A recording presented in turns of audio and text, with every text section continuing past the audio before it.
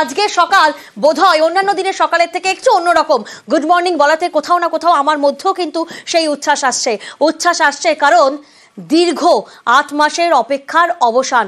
Welcome Sunita Williams, welcome Butch Wilmore.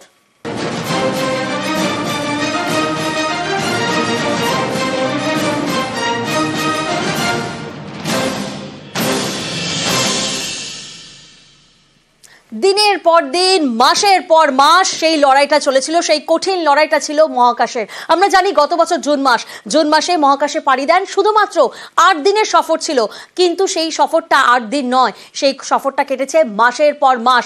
দীর্ঘ ৮ মাসের লড়াই, অবশেষে ৯ মাস পর ঘরে ফেরা। আর এই লড়াইটা কিন্তু অত্যন্ত কঠিন এক লড়াই ছিল। আর দেখুন সেই মুহূর্তের ছবি, যখন পৃথিবীর বায়ুমণ্ডলে আসে সেই ক্যাপসুল, দুটো প্যারাশুট সেই মুহূর্তে খোলে, দুটো প্যারাশুটের পর তারপর 4টে প্যারাশুট খোলে। Located in the Gulf of America, off the coast. আর এই মুহূর্তে আমরা সরাসরি যোগাযোগ করতে পেরেছি জ্যোতির পদার্থবিদ সন্দীপ চক্রবর্তীর সঙ্গে। আমরা সরাসরি সন্দীপ বাবুর সঙ্গে যোগাযোগ করব। সন্দীপ বাবু, প্রথমেই যে প্রশ্নটা সামনে আসছে, আমরা দেখেছি যে কতটা ভেলোসিটি থাকবে, কতটা গতি থাকবে, কিভাবে ধাপে ধাপে গতি কমবে, একেবারে নিখুঁত একটা ক্যালকুলেশন করা হয় এবং নির্ধারিত সময়ে সফল অবতরণ। এই নিখুঁত ক্যালকুলেশন কি বিস্ময়কর?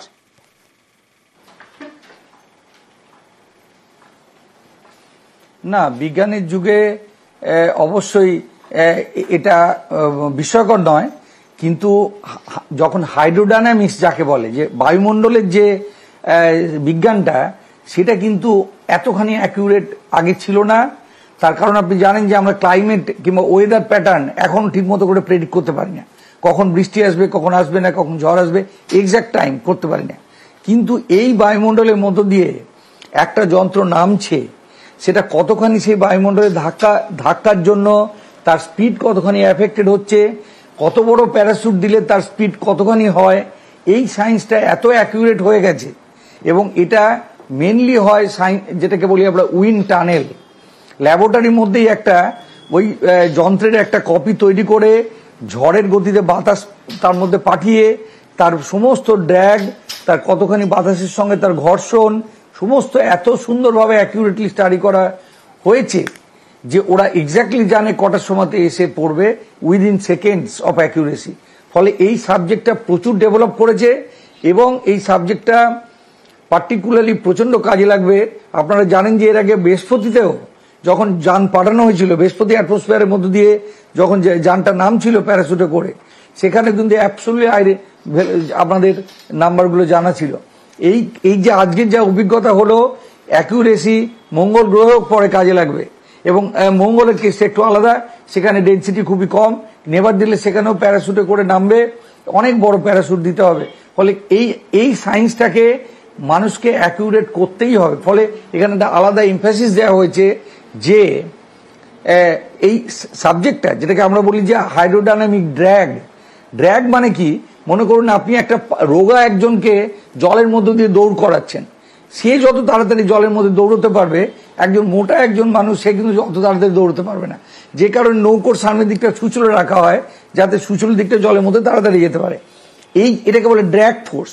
এবং এই যে একটা একটা অবজেক্ট, ভোঁতা একখানা 10 ফুটের সাইজের একটা জিনিস কি 8 ফুটের একটা জিনিস অ্যাটমসফিয়ারের মধ্যে দিয়ে পড়ছে, এবং যেটা না সিলিন্ডারের মতো না স্ফিয়ারের মতো, তার একটা এক্সাক্ট একটা শেপ আছে মন্দিরের মতো দেখতে, এই শেপটা যখন বাতাসের মধ্য দিয়ে নামছে, তার একটা ড্র্যাগ ফোর্স আছে। এটা মোস্ট ইম্পর্টেন্ট হচ্ছে ড্র্যাগ ফোর্স।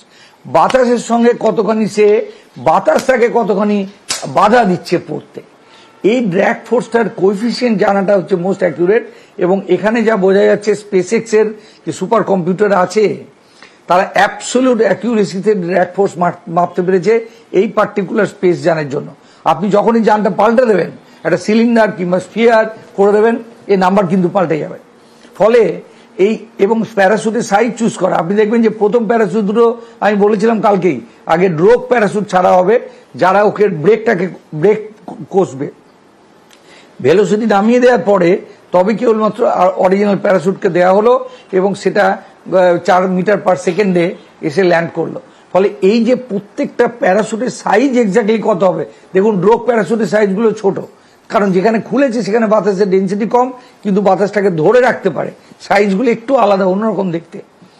কিন্তু যে প্যারাসুটগুলো নর্মাল প্যারাসুট অনেক বড় সাইজ, খালি এগুলো হচ্ছে অ্যাকিউরেট ক্যালকুলেশন এবং নিউমেরিক্যাল সিমুলেশন, কম্পিউটার সুপার কম্পিউটারের সাহায্যে আগে বসে বসে ক্যালকুলেশন করে বিভিন্ন সাইজ অ্যান্ড শেপ চেঞ্জ করে আমরা এগুলোকে ডিটারমাইন করতে পারি। পাতি আমাদের বেলুনের কেসেও আমরা যখন বেলুনে যন্ত্র পাঠাই, একটা এক্সট্রা কথা বলছি শুনতে, আমরাও কিন্তু আমাদের যন্ত্র কিন্তু বেলুনের প্যারাসুটে করে নেমে আসে। এবং ধরুন আমরা দেখি যে পেলোডটা নদীর ওপারে চলে যাচ্ছে, গঙ্গা নদীর, আমরা কি করি, প্যারাসুটের সাইজটা একটু ছোট করে দিই যাতে করে গঙ্গার ওপারে না পড়ে এপারে পূর্বস্থলীতে কিংবা কাটোয়াতে এসে পড়ে। এটা কিন্তু একটা গুড সায়েন্স এবং এটাকে আমরা সবসময় ব্যবহার করে আসছি। যে যদি বড় করি ড্রিফট হতে হতে বাংলাদেশ চলে যেতে পারে, যদি ছোট করি খুব, তাহলে এত জোরে ক্র্যাশ করবে যন্ত্রটা ভেঙে যেতে পারে। ফলে প্রত্যেকটা স্টেপে একটা বিজ্ঞান ঢুকছে এবং এই সাবজেক্টটা কিন্তু আস্তে আস্তে ডেভেলপ করেছে to this such an extent যে টু দি সেকেন্ড এর ট্র্যাজেক্টরিটাকে প্রেডিকশন করা যাচ্ছে। খুব খুব এক্সাইটিং। আজকে যেটা হলো সেটা প্রায় চন্দ্রযান 3 মতোই ল্যান্ডিং, কিন্তু ওখানে আপনাকে উল্টো দিকে থ্রাস্ট দিয়ে ব্রেকডাউন করতে হয়েছে, ব্রেক করতে হয়েছে, কিন্তু এখানে প্যারাসুট দিয়ে ব্রেক করতে হয়েছে। এই দুটো ডিফারেন্সটা একদম। সন্দীপবাবু, যেমনটা আপনি বলছিলেন যে প্রত্যেকটা প্রসেসই ছিল অত্যন্ত কঠিন। এই যে আমরা দেখেছি যে আন্তর্জাতিক মহাকাশ স্টেশনে তারা আটকে ছিলেন এবং তারপরে নিরাপদে আটলান্টিকে যে স্প্ল্যাশ ডাউন হলো ক্যাপসুলের, এর মধ্যে বিভিন্ন স্টেপ ছিল। আমরা দেখেছি যে ডিঅরবিট বার্ন, আমরা দেখেছি হ্যাচ ক্লোজিং, আমরা দেখেছি আনডকিং। সেক্ষেত্রে সব থেকে কঠিনতম ফেজ কোনটা ছিল আপনার কি মনে হয়?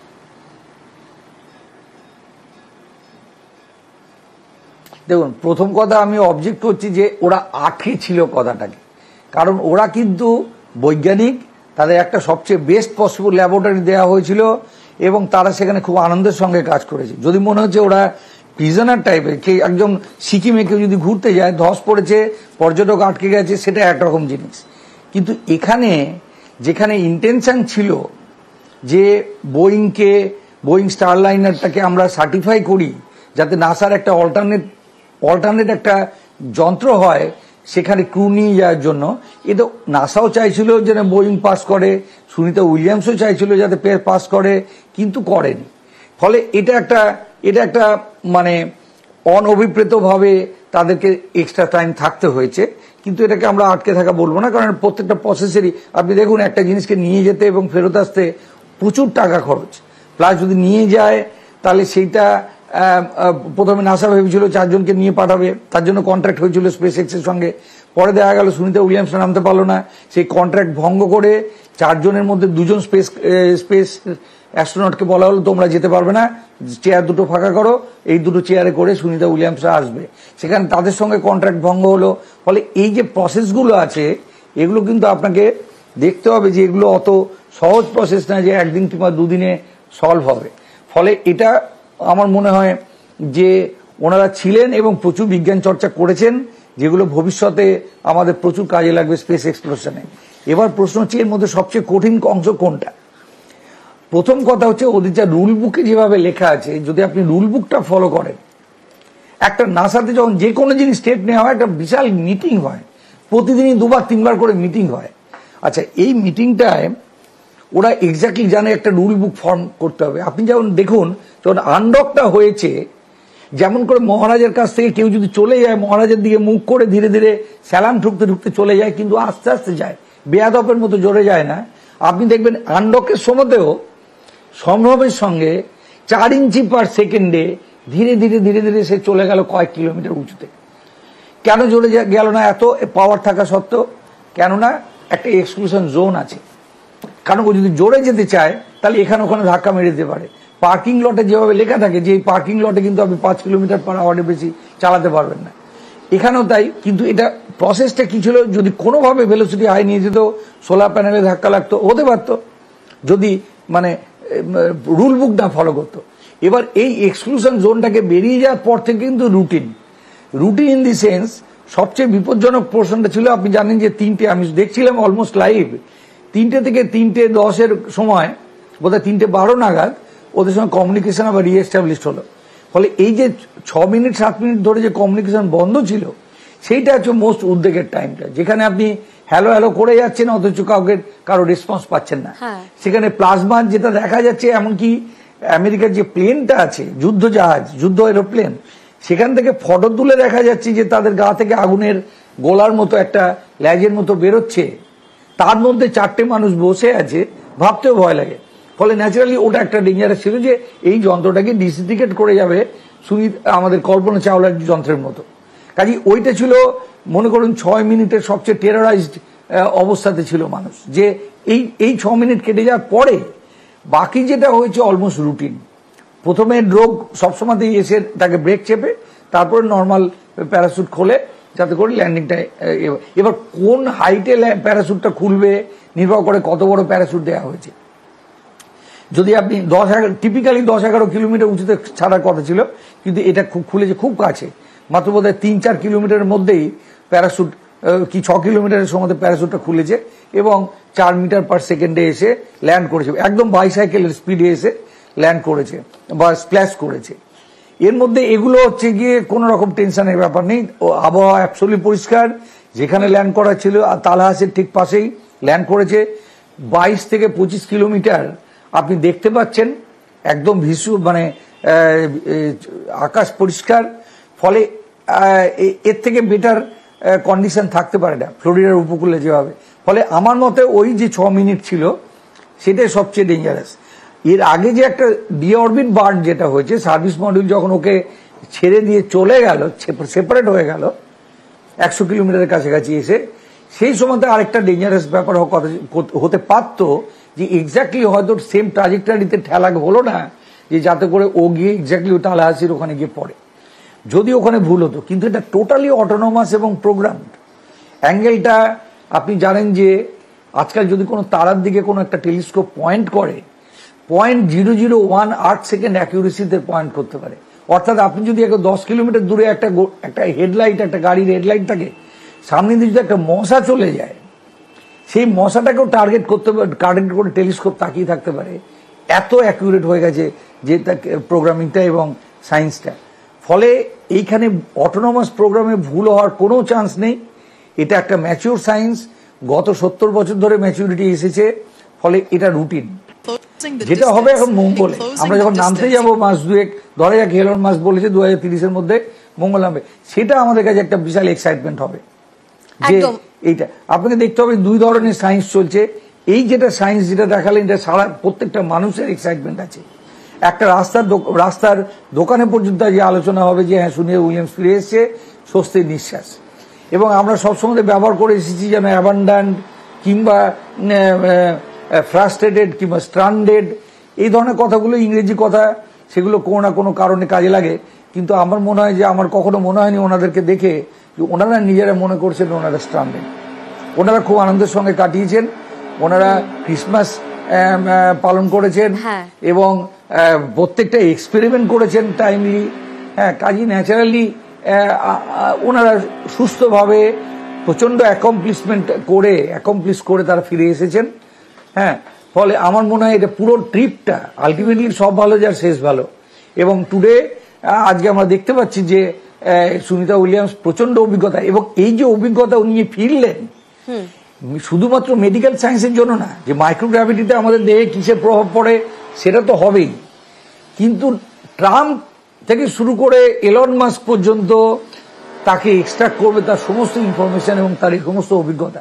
কারণ এলন মাস্কের স্পেস এক্স, তার অভিজ্ঞতাকে কাজে লাগিয়ে কিন্তু এবার মঙ্গল গ্রহের যা যাবে, যে পরের আমাদের যাত্রাটা হবে, তার সমস্ত অভিজ্ঞতা কাজে লাগবে। কারণ আপনি জানেন যে মঙ্গল গ্রহে মাস্ক বলছে আমি 2 মাসে চলে যাব, কিন্তু নর্মাল সেন্সে যেতে লাগে 6 মাস। আর ওখানে যখন আবার গেলেন, আবার হোম্যান ট্রাজেক্টরিতে ফিরে আসতে লাগে 6 মাস। আর ওখানে যাওয়ার পরে সেই একটা হোম্যান ট্রাজেক্টরি থেকে আরেকটা হোম্যান ট্রাজেক্টরিতে ফিরতে আরো 6 মাস সময় লাগে। অর্থাৎ আপনি 1.5 বছরের হাতে সময় নিয়ে আপনাকে যেতে হবে।